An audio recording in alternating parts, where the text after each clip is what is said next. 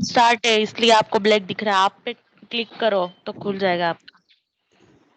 Okay, एक minute रुको। हाँ, क्योंकि एकदम ब्लैंक स्क्रीन दिखता है तो वो थोड़ा ऑड लगता है।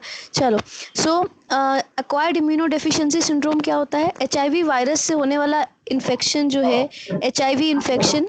आप लोग सब म्यूट कर लो प्लीज़। एचआईवी इन्फेक्शन जब प्रोग्रेस करके अपनी लेटर स्टेजेस में आता है तो उस कंडीशन के अंदर पेशेंट को बहुत सारे अपॉर्चुनिस्टिक इन्फेक्शंस घेर लेते हैं। क्यों? क्योंकि उसकी इम्यून स्टेटस फॉल कर रहा है। उसके CD4 काउंट जब 200 से नीचे जाने लगता है तो उस कंडीशन को हम बोलते हैं एड्स हो जाना या acquired immuno deficiency syndrome. Syndrome word से आप समझ जाएंगे कि उसको ज़्यादा, वीडियो ऑफ कर दीजिए जिसकी भी ऑन है। ओके, सिंड्रोम वर्ड से आप समझ जाएंगे कि 2 से 3 ज़्यादा खतरनाक किस्म के इन्फेक्शंस हो जाना, जिसपे कि कुछ कैंसर्स इन्वॉल्व रहते हैं और कुछ हायर कैटेगरी के अपॉर्चुनिस्टिक इन्फेक्शंस इन्वॉल्व रहते हैं। ठीक है, ऐसी कंडीशन आ जाना एचआईवी पेशेंट के अंदर, उसको बोला जाता है एड्स। उसके लिए आपको ये समझना पड़ेगा पहले कि एचआईवी इन्फेक्शन क्या है। एचआईवी जो है वो एक ऐसा इन्फेक्शन है, एचआईवी वायरस की वजह से होने वाला इन्फेक्शन। ये वायरस हमारे टी लिम्फोसाइट्स में जाके, जो कि हमारे इम्यून सिस्टम के बहुत मेजर सेल्स होते हैं, वहाँ जाके लॉन्च कर जाता है, वहाँ जाके ये रेप्लिकेट करता है। ठीक है, अगर इसकी एपिडेमियोलॉजिकल वे में हम बात करें इस वायरस के बारे में, इस एजेंट के बारे में, तो ये एक आरएनए वायरस है जो कि टी लिम्फोसाइट्स में रेप्लिकेट करता है। एट द सेम टाइम ये बॉडी के सभी टिश्यूज में क्रॉस करने की पोटेंसी रखता है। हमने अभी तक बहुत सारे वायरसेस पढ़े कि उसका इस टिश्यू से स्पेसिफिक है, उस टिश्यू से स्पेसिफिक है, पर एचआईवी वायरस इतना डेंजरस इसलिए है क्योंकि ये सभी टिश्यूज को क्रॉस कर सकता है। यहाँ तक कि ये ब्लड ब्रेन बैरियर को क्रॉस करके ब्रेन में भी जा सकता है और न्यूरोलॉजिकल कॉम्प्लिकेशंस भी प्रोड्यूस कर सकता है, डिपेंडिंग कि किस केस में ये कैसा मैनिफेस्टेशन देता है। ठीक है, दूसरी चीज़ जो एचआईवी वायरस के बारे में आपको पता होनी चाहिए वो ये कि इसको किल करना इज़ नॉट डिफ़िकल्ट। हीट से किल हो जाता है, लेकिन आयनाइजिंग रेडिएशंस वगैरह का इस पर कोई असर नहीं होता। ठीक है, प्रॉब्लम इसके संग ज़्यादा क्या है कि इसमें म्यूटेशंस बहुत जल्दी होते हैं, इसका रेप्लिकेशन बहुत फास्ट होता है। ये इसका एक मेजर प्रॉब्लम है। इसकी वजह से ये टी लिम्फोसाइट में जब जाता है तो रेप्लिकेट हो के ये लिम्फोसाइट्स को बर्स्ट करता है और उनके काउंट कम हो जाते हैं, और पेशेंट का इम्यून सिस्टम जो उसकी रोग प्रतिरोधक क्षमता होती है वो कम होती जाती है। तो उसके आसपास जो अपॉर्चुनिस्टिक इन्फेक्शंस हैं वो उसको अटैक करना शुरू कर देते हैं। From common cold to diarrhoeal agents to major manifestation, सब कुछ हो सकता है इसमें। ठीक है, अगर हम इसको क्लिनिकली देखेंगे कि क्या क्या इसके क्लिनिकल क्लासिफिकेशन, मतलब कैसे प्रोग्रेस करता है, then we will go into it. अभी सिर्फ हम एजेंट की बात कर रहे थे। The next thing that will be discussing is the host factors, कि किसी को भी एचआईवी या एड्स होने का क्या कारण होता है, क्या चीज़ें प्री डिस्पोज करती हैं उसको। somebody is added and screen फिर चला गया। आप लोग सब टाइम पे ऐड होने की कोशिश करा करिए प्लीज़। अच्छा, एचआईवी एजेंट वायरस के बारे में 2 पॉइंट रह गए थे कि इसका रेजर्वॉयर क्या होता है और इसका सोर्स ऑफ इन्फेक्शन क्या होता है। ठीक है, रेजर्वॉयर ऐसे लोग जिनके अंदर एचआईवी प्रेजेंट है, जो कि केसेस हैं, जो कि ट्रीटमेंट नहीं ले रहे हैं, एंटी रेट्रोवायरल थेरेपीज नहीं ले रहे हैं, वो इन्फेक्शन को स्प्रेड करते हैं। ठीक है, तो उनको हम बोलते हैं रेजर्वॉयर ऑफ इन्फेक्शन। और क्या सोर्स होता है स्प्रेड करने का? उनके बॉडी फ्लूइड। ये वायरस बॉडी फ्लूइड्स के थ्रू ट्रैवल करता है, be it saliva, be it semen, be it vaginal secretions, be it breast milk, सबसे कुछ ना कुछ कंटेमिनेशन है। बट स्टिल सबसे ज़्यादा कंटेमिनेशन जो है वो मेनली सेक्सुअल इंटरकोर्स की वजह से होता है, या ब्लड ट्रांसफ्यूजन्स की वजह से होता है, या मदर टू चाइल्ड होता है। उसके अलावा थ्रू शेयरिंग ऑफ फूड और किसिंग, इन सब में इसका ट्रांसमिशन नहीं रिपोर्ट किया गया ज़्यादा। ठीक है, इसको हमने क्लास में भी काफ़ी डिटेल में पढ़ा था। अब हम बात करते हैं होस्ट के क्या क्या फैक्टर्स होते हैं जो कि एचआईवी स्टेटस के लिए इम्पॉर्टेंट है जानना, कि मतलब किन लोगों को होने की संभावनाएं ज़्यादा है। एज ग्रुप की बात की जाए तो 20 से 50 साल की जो एज ग्रुप है that is considered as a sexually active age group. तो इस एज ग्रुप में मैक्सिमम केसेस रिपोर्ट होते हैं। उसके बाद आप जेंडर की अगर बात करेंगे, सेकेंड पॉइंट इज जेंडर, तो ट्रांसजेंडर जो होते हैं उनके अंदर ज़्यादा केसेस रिपोर्ट होते हैं, जो कि मेल्स कैटेगरी में भी नहीं है, फीमेल्स कैटेगरी में नहीं है, those are called as transgenders. उनमें मैक्सिमम केसेस रिपोर्ट होते हैं एचआईवी के। ठीक है, थर्ड जो पॉइंट है that is high risk groups, यानी कौन से ऐसी पॉपुलेशन है जिनको कि हम अगर स्क्रीनिंग करेंगे एचआईवी के लिए तो ये हाई रिस्क ग्रुप में आती है, इनको ज़रूर स्क्रीन करना चाहिए। तो 5-6 पॉपुलेशन ऐसी बताई गई हैं जिसमें कि सबसे ऊपर आते हैं ट्रांसजेंडर पॉपुलेशन। ये सबसे बड़ा हाई रिस्क ग्रुप है जिसको कि स्क्रीनिंग कंपलसरी होती है, हर कुछ टाइम में इनको स्क्रीन किया जाता है। ठीक है। दूसरी पॉपुलेशन जो है वो इंजेक्टेबल ड्रग यूजर्स की है। ऐसे लोग जो कि इंजेक्शन के थ्रू ड्रग्स, या तो ड्रग एडिक्ट्स हैं वैसा ड्रग लेते हैं, या in any way they are using some kind of drugs जो कि इंजेक्टेबल वे में शेयर करते हैं। यूजुअली ड्रग एडिक्ट्स की ही बात की जाती है जो कि कॉमन नीडल शेयर करते हैं। ठीक है। इस किस्म की पॉपुलेशन इंडिया में इतनी नहीं है। इंडिया में स्टिल पंजाब एरियाज में ऐसी पॉपुलेशन मिलती है, या फिर जो ये हिल स्टेशंस का कसौली एंड ऑल का जो एरिया, यहाँ पे ऐसी पॉपुलेशंस मिलती हैं। उसके अलावा अब्रॉड में ऐसी पॉपुलेशंस बहुत ज़्यादा है, इसलिए एचआईवी के केसेस अगर ग्लोबली हम देखें तो दूसरे नंबर पे इन पॉपुलेशंस के अंदर मिलते हैं, जो इंजेक्टेबल ड्रग यूजर्स की पॉपुलेशन है। तीसरी कैटेगरी है फीमेल सेक्स वर्कर्स की, प्रोस्टिट्यूट्स की। इनके अंदर थर्ड नंबर पे केसेस रिपोर्ट होते हैं। Then mother to child transmission के केसेस मिलते हैं। उसके अलावा ट्रक ड्राइवर्स और माइग्रेंट्स, इनमें बहुत ज़्यादा केसेस मिलते हैं because of their behaviours and social habits. ठीक है। देन लास्टली हमको एंटीनेटल क्लिनिक से भी केसेस रिपोर्ट मिलते हैं, जो कि प्रेगनेंसी के टाइम के केसेस हैं, वो केसेस रिपोर्ट आते हैं। तो ये सारे हाई रिस्क ग्रुप्स में आते हैं। कौन कौन से? Transgender, then injection drug users, then female sex workers, then truckers, फिर माइग्रेंट्स, फिर एएनसी केसेस यानी एंटीनेटल क्लिनिक केसेस। तो आप इसी ऑर्डर में बताएंगे रिस्क ग्रुप्स। तो हमने बात करी एजेंट की और होस्ट की। ठीक है। अब हम बात करेंगे मोड्स ऑफ ट्रांसमिशन की, जो कि मैंने आपको बताया था बॉडी फ्लूइड से ट्रांसमिट होती है। बट इसको आप ऐसा बताओगे, मोड ऑफ ट्रांसमिशन बताना है, तो सबसे ज़्यादा केसेस सेक्सुअल ट्रांसमिशन से मिलते हैं। तो पहला जो मोड ऑफ ट्रांसमिशन है most common, that is sexual transmission. ठीक है। दूसरा मोड ऑफ ट्रांसमिशन क्या होगा? जो ड्रग यूजर्स, ड्रग एडिक्ट्स में इंजेक्टेबल मोड, जिसमें कि इंजेक्शन शेयर होता है। Third mode is mother to child. ठीक है। I am sorry, second is actually mother to child, आपके उसमें थर्ड पे लिखा है तो मैंने थर्ड बोला। बट मदर टू चाइल्ड में मैक्सिमम केसेस रिपोर्ट होते हैं आफ्टर सेक्सुअल ट्रांसमिशन, कि जिन मदर्स का एचआईवी स्टेटस पॉजिटिव है उनके बच्चे एचआईवी पॉजिटिव निकले, ऐसे चांसेस सेकंड नंबर पे राय करते हैं। Then third is the injectable drug users, और उसके बाद में ब्लड ट्रांसफ्यूजन के थ्रू, जो कि ब्लड प्रोडक्ट्स का सेफ ट्रांसफ्यूजन नहीं होता जब, वो इस कैटेगरी में आते हैं। ये this is your next mode of transmission जो आप बताएंगे। तो ये सारे मोड ऑफ ट्रांसमिशन बताने के बाद में आप बताओगे एचआईवी का इंक्यूबेशन पीरियड कितना होता है। ठीक है। अभी कुछ दिन पहले भी मैंने एक लेक्चर में डिस्कस करा था कि एचआईवी का इंक्यूबेशन पीरियड बताना और एड्स का इंक्यूबेशन पीरियड बताना डिफरेंट है। व्हाई? बिकॉज एचआईवी इन्फेक्शन जो है वो इनिशिएट होता है, या हमको सिम्टम कब आना शुरू होता है? मिनिमम 2 वीक्स के बाद या 3 मंथ्स के अंदर अंदर। ठीक है। स्टार्टिंग का 1 से 3 महीना, मतलब वायरस एंटर हुआ बॉडी में तो at least for a period of 3 months कोई सिम्टम नहीं आता। तो अगर एचआईवी का इंक्यूबेशन पीरियड पूछे तो वो उसका इंक्यूबेशन पीरियड कहलाएगा। लेकिन अगर एड्स का इंक्यूबेशन पीरियड पूछा जाए, यानी एड्स कब मैनिफेस्ट होगा, तो एड्स एचआईवी शुरू होने के 2 महीने से लेके 10-15 साल के बाद एड्स होता है। ऐसा नहीं किसी को एचआईवी हुआ तो उसको 1 महीने बाद से एड्स हो जाएगा, नहीं। यूजुअली ये 10 से 15 साल लेता है। मिनिमम जो केसेस रिपोर्ट हुए हैं वो 2 मंथ्स पे भी हुए हैं, बट जनरली 10 से 15 साल के बाद रिपोर्ट होता है। तो इसका इंक्यूबेशन पीरियड आप बताएंगे ranging from 2 months to 10 years या 15 ईयर्स। ठीक है। किसका? एड्स का इंक्यूबेशन पीरियड है ये। देन क्लिनिकल मैनिफेस्टेशन, यानी कि हमको क्लिनिकली पेशेंट में क्या फीचर्स मिलेंगे जो एक एड्स का पेशेंट होगा उसके अंदर। तो एड्स के पेशेंट पे ये डिपेंड करता है कि वो एचआईवी का कौन से स्टेटस का पेशेंट है। एचआईवी के इनिशियल इन्फेक्शन का पेशेंट है, उसके आगे जो है कॉम्प्लेक्स केस का पेशेंट है, या फिर एड्स का एक्चुअल पेशेंट है। तो उसके बेसिस पे डिसाइड होगा कि उसमें क्या मैनिफेस्टेशन मिल रहे हैं, राइट। जो इनिशियल इन्फेक्शन होता है एचआईवी का, वो काफ़ी सालों तक भी एसिम्प्टोमेटिक रह सकता है, यानी शुरुआती 4-5 साल तक पेशेंट को कोई सिम्टम नहीं हो, ऐसा भी हो सकता है। ठीक है। तो इसलिए इनिशियल या अगर सिम्टम होगा तो भी माइल्ड सिम्टम होगा, जैसे कि उसको कांस्टेंट फीवर रह सकता है, माइल्ड फीवर, या डायरिया हो सकता है क्रोनिक 1-आध महीने तक। लेकिन ये पता नहीं होगा उसको कि उसको एड्स का या उसको कोई बहुत ज़्यादा सीरियस प्रॉब्लम नहीं होगी। ठीक है। उसको हम बोलेंगे इसको इनिशियल फेज चल रहा है एचआईवी का, इनिशियल इन्फेक्शन फेज है। ठीक। एक और चीज़ इनिशियल इन्फेक्शन फेज में समझने वाली है, वो है विंडो पीरियड।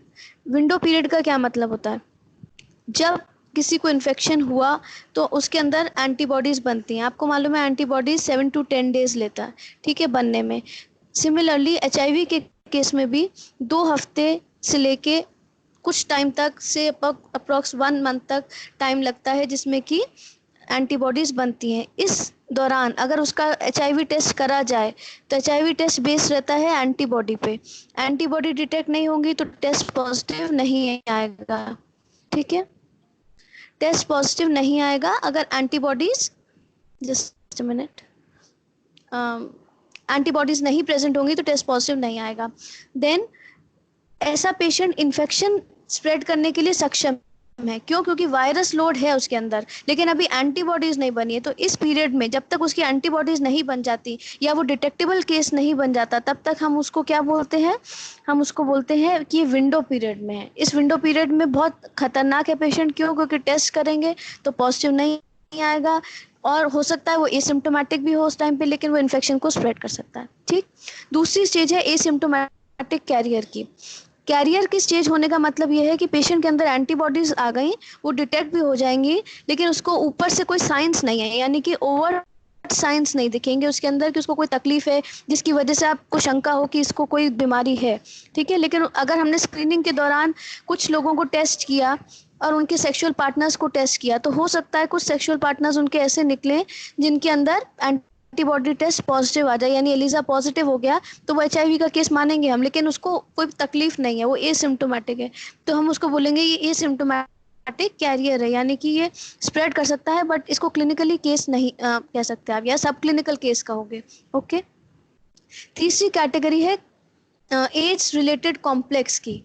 इस केस के अंदर इम्यून काउंट्स जो है, इम्यून सेल्स का काउंट गिर रहा है, और ऐसा गिर रहा है कि अभी उसको माइल्ड इन्फेक्शन शुरू हो गए, लिम्फोडेनोपैथी यानी कि लिम्फ नोड के इन्लार्जमेंट शुरू हो गए, फीवर आ गया, कुछ ऐसी कंडीशंस एसोसिएटेड होती जा रही हैं, लेकिन बहुत ज़्यादा सीवियर मैनिफेस्टेशन का कुछ नहीं हुआ, जैसे कि कैंसर नहीं हुआ या कुछ मेजर कॉम्प्लिकेशन नहीं हुआ, रेटिनल डैमेजेस नहीं हुए, ब्रेन से रिलेटेड डैमेजेस नहीं हुए, लेकिन उससे कम लेवल के डैमेजेस स्टार्ट हो गए। वो डैमेजेस क्यों होने लग गए पेशेंट को?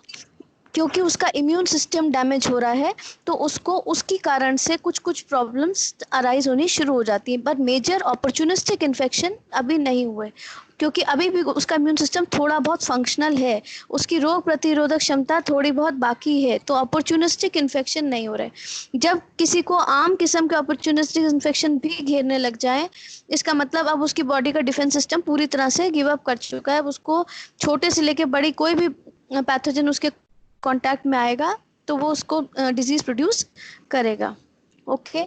नेक्स्ट स्टेज जो है हमारी, दैट इज एक्चुअल एड्स या last stage which we call as AIDS. उसमें क्या होता है, उसमें क्या क्या हमें मैनिफेस्टेशंस मिलेंगे? एक तो कैंसरस सिचुएशंस इस केस में मिलेंगी, ठीक है।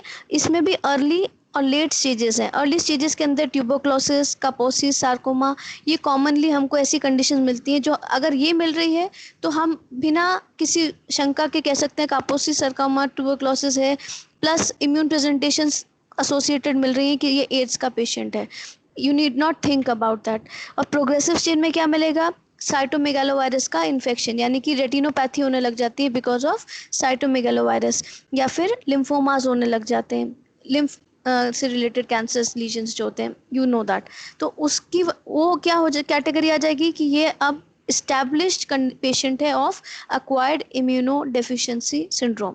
तो क्लिनिकल मैनिफेस्टेशन मैंने आपको बताया कि अर्ली इन्फेक्शन है तो क्या मैनिफेस्टेशन होगा, और लेटर स्टेजेस हैं तो क्या होगा। लास्ट की स्टेज जो है वो एड्स का क्लिनिकल मैनिफेस्टेशन कहलाती है।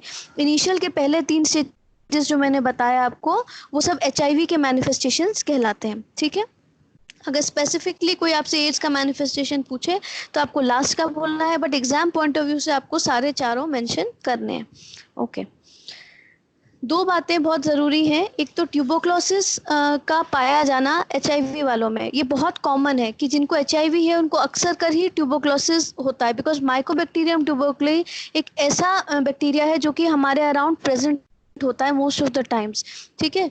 और जिनकी इम्यूनिटी लो होगी उनको टीबी होने का चांसेस ज़्यादा है, इसलिए एचआईवी क्लिनिक्स के अंदर में टीबी की भी टेस्टिंग की जाती है, और जो टीबी के स्क्रीनिंग कैंप्स चलाते हैं उनमें एचआईवी वालों के लिए अलग से रिस्क ग्रुप कंसिडर किया जाता है, को रिलेशन है इनका आपस में, ठीक। उसके अलावा जो भी इन्फेक्शंस हैं इनके बारे में कुछ कुछ, जैसे हेरी ल्यूकोप्लेकियाज हैं या शिंजल्स है, हर्पीस जोस्टर जिसको हम बोलते हैं, ये सारी कंडीशंस हैं, कापोसी सार्कोमा है, ओरोफेरेंजियल कैंडिडियासिस है, ये वो इन सबको हम क्या बोलते हैं, अपॉर्चुनिस्टिक इन्फेक्शंस। कभी कभी इन पे अलग से नोट आता है कि अपॉर्चुनिस्टिक इन्फेक्शंस कौन से होते हैं, तो ये पूरा रेंज अपॉर्चुनिस्टिक इन्फेक्शन कहलाता है, जो कि मौका परस्त इन्फेक्शंस होते हैं कि अगर उन इम्यूनिटी कम हुई तो उन्होंने अटैक करा। उसमें कैंडिडल इन्फेक्शन सबसे नंबर 1 पे आते हैं, जिसकी इम्यूनिटी कम होगी उसको oral candidiasis and pharyngeal candidiasis, इस तरीके की कंडीशंस मिलेंगी। फिर हेरी ल्यूकोप्लेकिया यानी white patches along with hairs, ठीक है, ये सारे कंडीशंस होती हैं।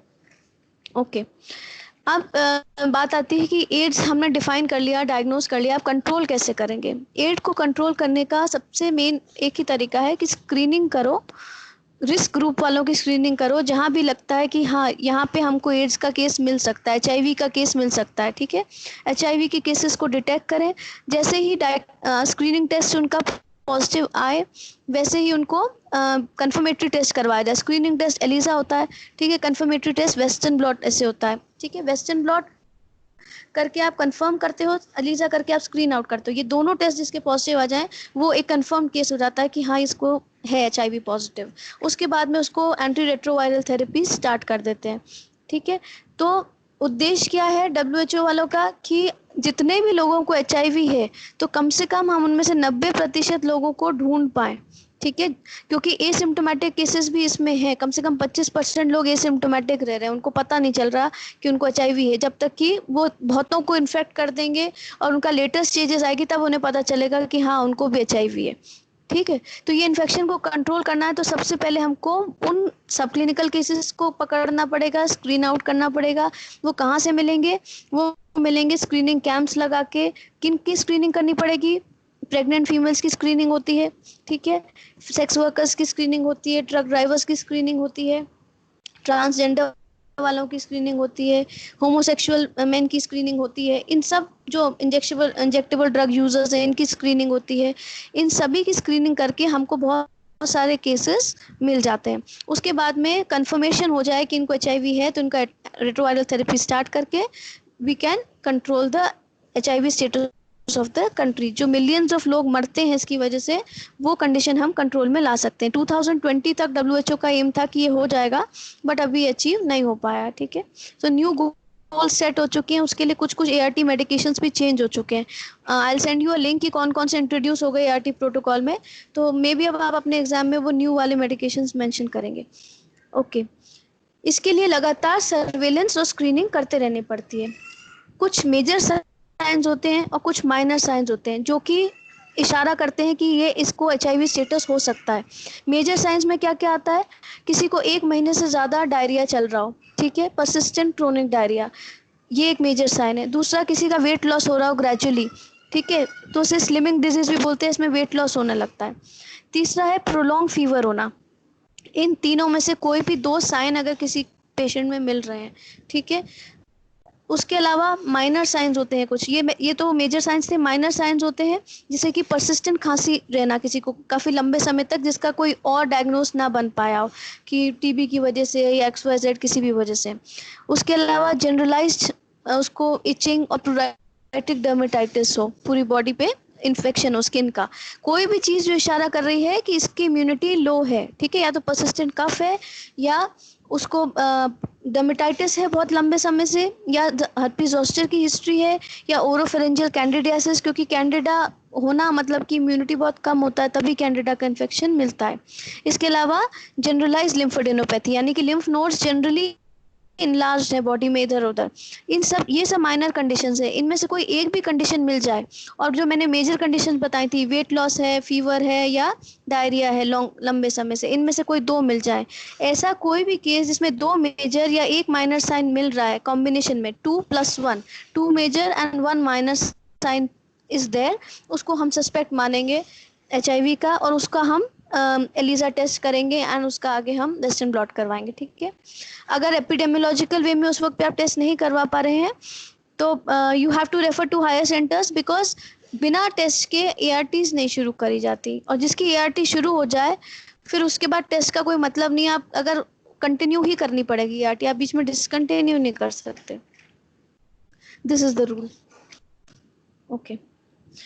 देन HIV के केसेस में WHO के अकॉर्डिंग क्लिनिकल स्टेजिंग है. किस किस को क्या क्या बीमारी हो चुकी है, अपॉर्चुनिस्टिक इन्फेक्शन किस किस लेवल के हो गए, इसके अकॉर्डिंग आप स्टेज करोगे क्लिनिकली एग्जामिन करने के बेसिस पे. इसमें कहीं भी लैब टेस्टिंग की बात नहीं है, सिर्फ क्लिनिकल प्रेजेंटेशन. ये सिम्टोमेटिक है, स्टेज 1 का पेशेंट है. ठीक है.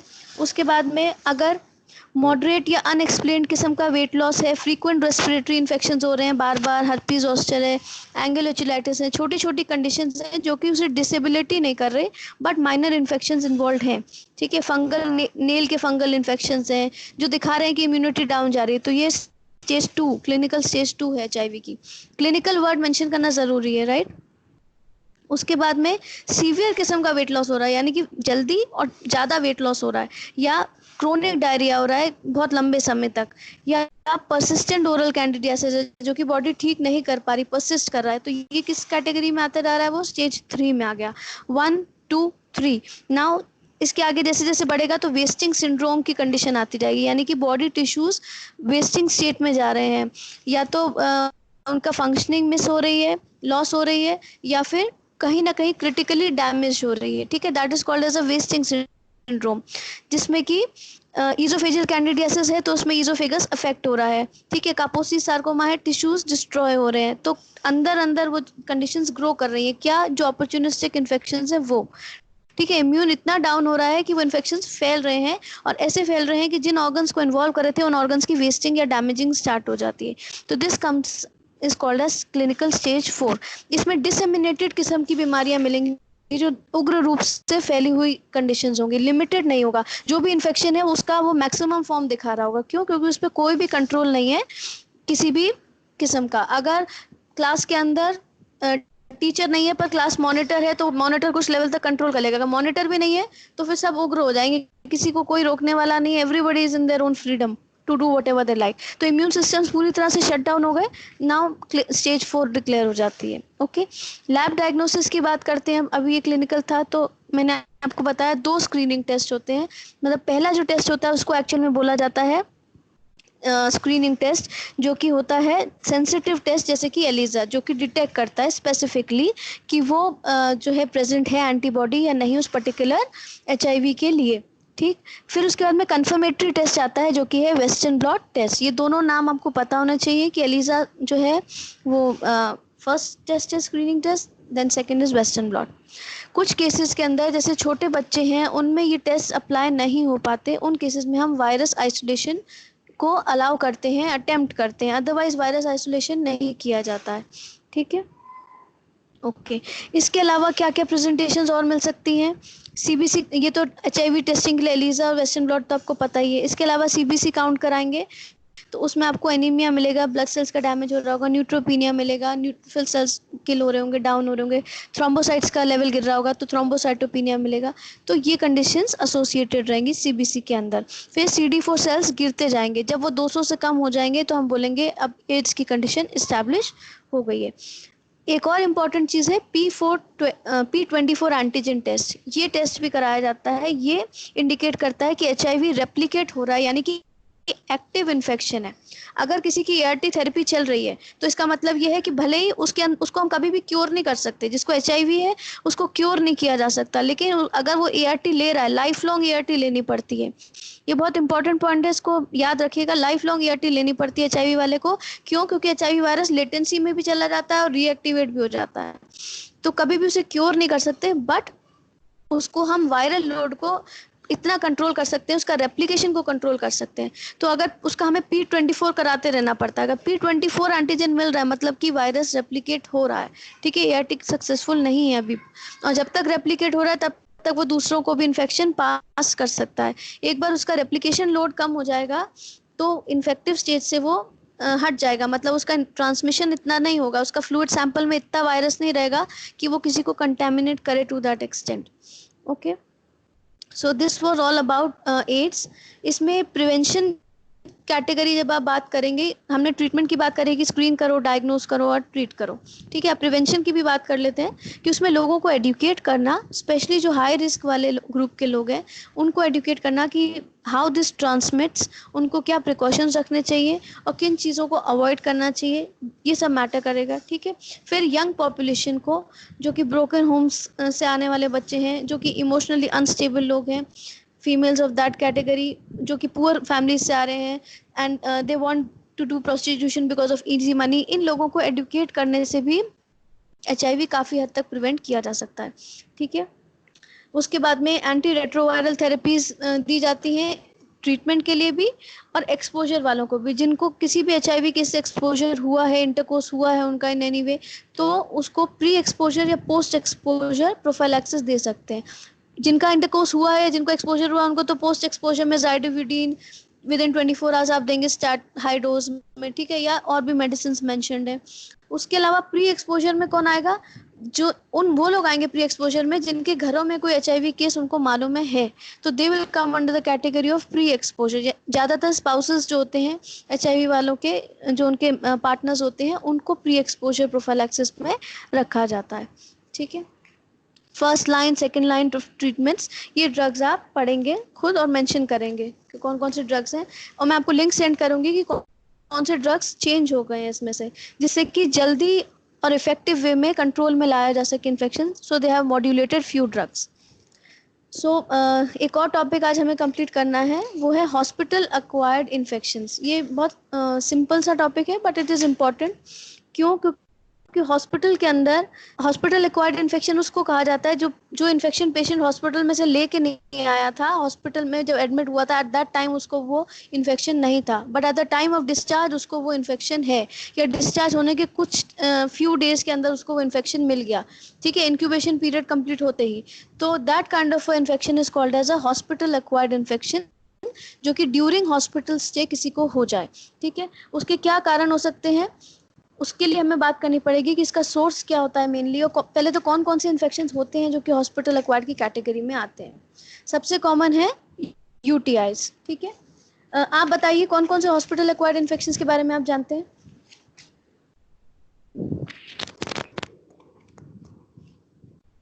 कोई बताएगा?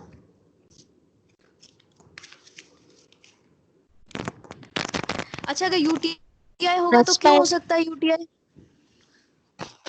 ऐसा क्या होता है हॉस्पिटल में जिसकी वजह से UTI हो जाए किसी को? हम कैथेटराइजेशन से होता है। यस, कैथेटर्स डलते हैं, उसकी वजह से UTI होने के चांसेस बहुत रहते हैं। अगर ग्लव्ड हैंड से नहीं डाले जाएं, स्टेराइल कंडीशंस में नहीं डाले जाएं, उसमें कहीं भी कंटेमिनेंट प्रेजेंट है, ठीक है, तो UTI होगा। This is very common. उसके अलावा जो रेस्पिरेटरी इन्फेक्शंस हैं वो बहुत कॉमनली हो सकते हैं, क्योंकि हॉस्पिटल एक ऐसा एनवायरनमेंट है जहाँ पे रेस्पिरेटरी पैथोजेंस का n number of pathogens present है।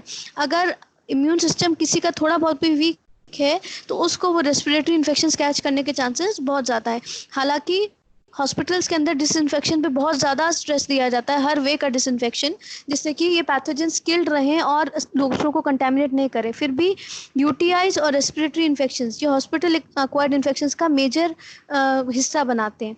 इसके अलावा जो ब्लड ट्रांसफ्यूजन के थ्रू जो इन्फेक्शंस होते हैं, या नीडल इंजरीज की वजह से, शार्प इंस्ट्रूमेंट इंजरीज की वजह से, उस किस्म के इन्फेक्शंस भी हॉस्पिटल एक्वायर्ड इन्फेक्शंस में आते हैं। तो सबसे मेन कैटेगरी है UTI वालों की। नंबर 2 पे आता है लोअर रेस्पिरेटरी ट्रैक के इन्फेक्शंस। देन नंबर 3 पे आते हैं सर्जिकल साइट की पे होने वाले infection.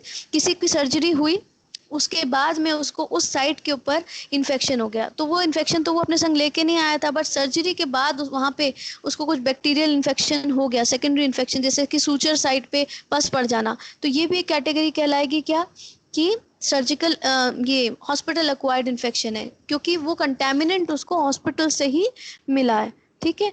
Either in through using the washrooms और थ्रू यूजिंग कहीं फोमाइट्स पे से कंटेमिनेशन मिला है, कहीं बेडिंग में से मिला है, कहीं से भी मिला है, पर वो कंटेमिनेंट ने उसको इन्फेक्ट करा है। सर्जिकल साइट में ज़्यादातर इन्फेक्शन होने का काम क्या, रीज़न क्या है, अनक्लीन सर्जिकल इंस्ट्रूमेंट्स का यूज़ होना। अगर प्रॉपर्ली स्टेरिलाइज इंस्ट्रूमेंट्स नहीं यूज़ हुए तो वो उस समय पे वहाँ पे इन्फेक्शन कर सकते हैं। उसके अलावा पेशेंट ने प्रॉपर हाइजीन मेंटेन नहीं करी तो भी वो सूचर साइट, वो साइट्स इन्फेक्ट हो सकती हैं। ठीक है, डिलीवरीज के बाद में जो जहाँ पे वजाइनल सूचर्स जो दिए जाते हैं वो सर्जिकल साइट्स में इन्फेक्शन होना बहुत ही फ्रीक्वेंट कंडीशन है जो कि हॉस्पिटल एक्वायर्ड इन्फेक्शंस में कंसिडर होती है। उसके बाद में स्किन और सॉफ्ट टिश्यू के इन्फेक्शंस, ठीक है, देन रेस्पिरेटरी ट्रैक्ट हो गया, स्किन हो गया, then we come to bacteraemias and ENT and eye infections. Bacteraemias मतलब कि हमारे ब्लड के अंदर या पेशेंट जो बीमारी से सफ़र कर रहा है तो उसके ब्लड के अंदर बैक्टीरियल काउंट ओवर प्रोड्यूस हो जाना, तो ये भी एक किस्म का हॉस्पिटल एक्वायर्ड इन्फेक्शन है जो कि तब हो जाएगा जब अनकंट्रोल्ड किस्म का वायरीमिया या बैक्टीरियमिया उसको हो रहा है जिसको कंट्रोल नहीं कर सकते, and some sources have added to it. ठीक है, तो हॉस्पिटल स्टे की वजह से होने वाला बैक्टीरियमिया ही इसमें आएगा, जो अदर रीजन से आ रहा है या पहले से पेशेंट को था वो इस कैटेगरी में नहीं आएगा। तो there is a big pie chart in your book which tells कि नंबर 1 पे कौन सा कंडीशन है, नंबर 2 पे कौन सा कंडीशन है। At least you need to remember the urinary tract ones, the respiratory tract ones, then the surgical signs, जैसे कि wound hygiene maintain नहीं हो पाई, ये सारे मेजर आपको याद होने चाहिए। ओके, अच्छा, नियोनेटल अम्बिलिकल कॉर्ड का इन्फेक्शन जो है वो भी सर्जिकल साइट के इन्फेक्शन में कंसिडर होगा। ठीक है, वो भी बहुत कॉमन कंडीशन है। ओके, अगर हम हॉस्पिटल एक्वायर्ड इन्फेक्शन की बात करते हैं तो 3 चीज़ों का हमें बेसिक आइडिया होना चाहिए, source of infection, route of spread and then recipient. ठीक है, कहाँ से शुरू हुआ, कैसे फैला और किसको हुआ। तो सोर्सेज क्या होंगे, कहाँ से फैलता है, या तो हॉस्पिटल के एनवायरनमेंट में से फैलेगा यानी कि पेशेंट सोर्स हो सकता है, कोई जो दूसरे पेशेंट एडमिट है उनको किसी किस्म का वायरल कंडीशन है या रेस्पिरेटरी ट्रैक्ट की इलनेस है जो कि वो स्प्रेड आउट कर रहे हैं, जैसे टीबी का पेशेंट है तो वो अपने डिस्चार्जेस में, स्नीजिंग में, कफिंग में वो बैक्टीरिया को स्प्रेड कर रहा है, इस किस्म का इन्फेक्शन हो सकता है। दूसरा, हॉस्पिटल स्टाफ के थ्रू स्प्रेड हो सकता है, यानी कि हॉस्पिटल स्टाफ क्रॉस इन्फेक्ट कर दे, एक से हॉस्पिटल स्टाफ को हो, हॉस्पिटल स्टाफ किसी और को कर दे, उसको बोलेंगे cross infection by the hospital staff. तो ये मेजर सोर्सेज होते हैं। ठीक है, environment, patients and hospital staffs, ये कैटेगरी में आते हैं। उसके बाद में हम बात करते हैं रूट ऑफ स्प्रेड की। रूट ऑफ स्प्रेड कैसे हो सकता है, वही droplet spread, direct spread, relapse हो सकता है, या फिर हॉस्पिटल प्रोसीजर्स की वजह से भी हो सकता है, यानी कि जो हमने बात की थी कैथेटर डलना या इंट्रावीनस कंडीशंस में हम ड्रिप लगा रहे हैं वो उसकी वजह से, स्पूटम कप्स की वजह से, बेड पैंस की वजह से, जितना भी मतलब ये सब इंस्ट्रूमेंटेशन है, प्रोसीजर है, इसकी वजह से भी हो सकता है। फिर रेसिपिएंट्स में होना, तो ये सब कंडीशन पैरामीटर्स आप एक्सप्लेन करेंगे हॉस्पिटल एक्वायर्ड इन्फेक्शन के अंदर। एंड इन सब के प्रिवेंटिव मेजर्स आपको पता होना चाहिए कि पेशेंट को आइसोलेट करो, हॉस्पिटल स्टाफ को अवेयर करो एंड डिसइंफेक्शन पे ज़्यादा जोर दिया जाए। ठीक है, डस्ट कंट्रोल पे ज़्यादा जोर दिया जाए, clean surgical procedures, clean instruments, sterilisation, इन चीज़ों पे ध्यान देके हम हॉस्पिटल एक्वायर्ड इन्फेक्शंस को ट्रांसमिट होने से रोक सकते हैं। ठीक है, प्रॉपर ग्लव्स पहनने से, प्रॉपर हाइजीन मेंटेन करने से, all these factors you have to mention in point forms. So this completes your how you can prevent hospital acquired infections. और ट्रीटमेंट तो जो इन्फेक्शन है उसका पर्टिकुलर ट्रीटमेंट होगा। ठीक है, इज दैट क्लियर?